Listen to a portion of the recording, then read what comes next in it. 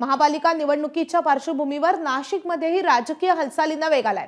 ठाकरेंची शिवसेना आणि मनसे एकत्रितपणे निवडणूक लढवण्याची तयारी सुरू असल्याचे संकेत मिळत आहेत। या पार्श्वभूमीवर नाशिकमधील मनसेचे पदाधिकारी आज मनसे अध्यक्ष राज ठाकरे यांची भेट घेणार आहेत। या बैठकीदरम्यान नाशिक महापालिका निवडणुकीतील जागा वाटप, स्थानिक पातळीवरील राजकीय परिस्थिती तसंच संभाव्य युतीसाठी आवश्यक असलेल्या समीकरणांची जुळवाजुळव यावर सविस्तर चर्चा होणार आहे।